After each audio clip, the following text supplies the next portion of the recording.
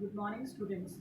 Today, before we start with the stoichiometry and its calculation, let us just revise a thing that what is the chemical equation. Now, the chemical equation, it is a brief representation of a chemical's change, right, which takes place in the with the reactant, right, and the products are being formed in terms of the symbol of the reactants and that of the products.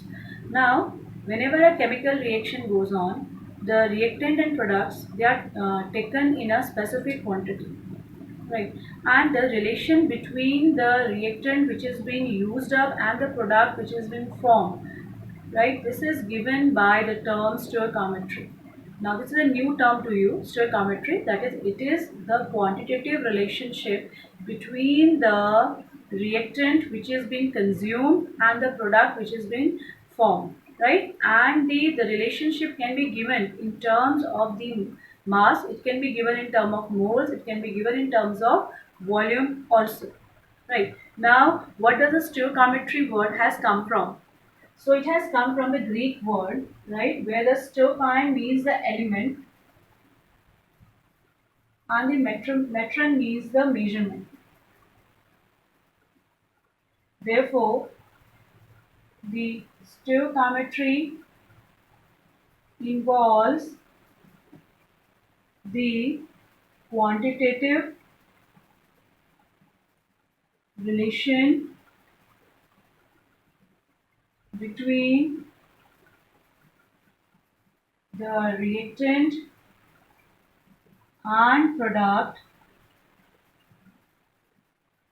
of a chemical reaction. Right. Now just for example, if you take this hydrogen and chlorine gas, they are reacting to form 2HCl. Now this is the chemical representation or chemical reaction. From here, it is clear that for this chemical change to take place, we require hydrogen gas, chlorine gas, and then HCl gas has been formed. Now, what is the number of moles here? Is 1 mole of hydrogen. We combine with 1 mole of chlorine to gives 2 mole of HCl. This is 1 mole of hydrogen is reacting with 1 mole of chlorine to give 2 mole of HCl. Right? This here in a very simple way we have given the relation between the quantities which are being used of hydrogen, chlorine and the HCl which has been formed. Right? This is the basis of the stoichiometry calculation that we are going to determine the what is the going to be the product form, what is going to be the reactant which is required to form a definite amount of the product. Right. Now there are some rules we can say or some basic steps which is to be followed when we are doing a stoichiometric calculation. Now the basic steps to be followed while performing stoichiometric calculation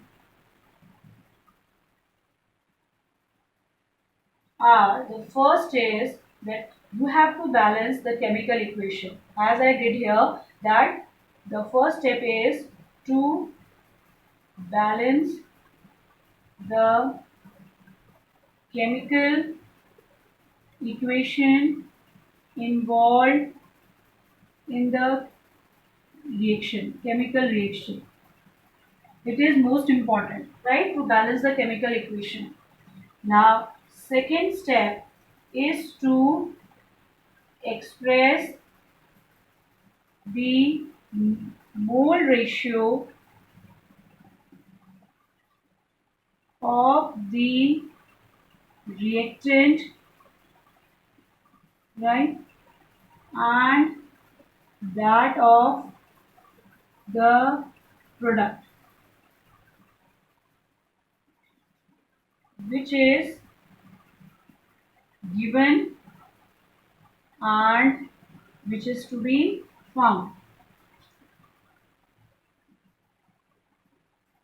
Now student, here that we have to express the mole ratio, we can say we have to express the quantity in terms of mole. So here in this equation I have represented all the quantities, all the two reactant and one product in terms of mole, right? The second step will be to get it in the form of moles.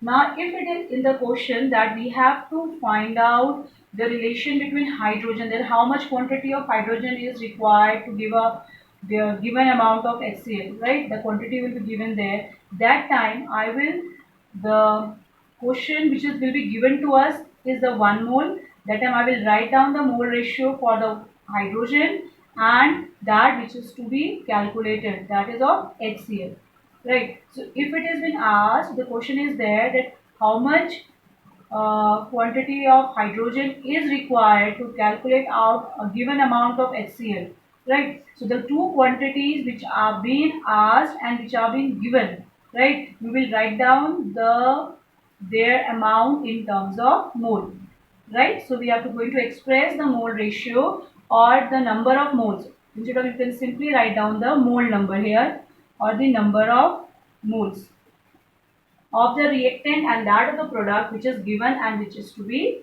found.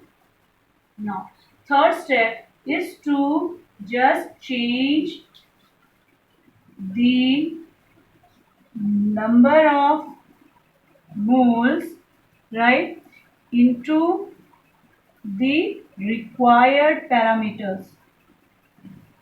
Now, what does the required parameters mean here? It might be that the question, the amount of the reactant or the product is given in term of mass. That is a gram quantity is given to us. Or it can be that it is given in term of volume. So, first we will just get it in the mole terms and then we will get it converted into the term or parameter which is given in the question.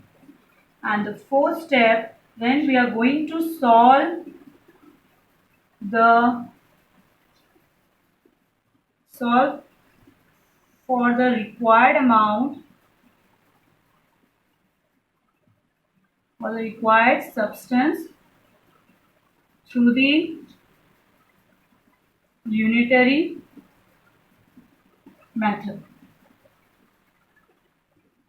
right? Then we will apply. This is also important, the last step, that at the end when we have converted the number of moles in terms of the parameters in which the question is been asked, whether it be in the mass or it be in terms of volume, then we will just use the unitary method, right, to solve out the problem. So I think it should be clear that what is stoichiometry? It is nothing but the simple, the relationship that between that how much quantity of the reactant is given to us and how much is going to be product form, right? Sometimes what happens, one of the reactant is given and other reactant we are being asked, at that time the product quantity is also given to us. So stoichiometry is the area of chemistry and we can say and that of a chemical technology which is being used to determine the amount of reactant and product which are being used in a given chemical reaction.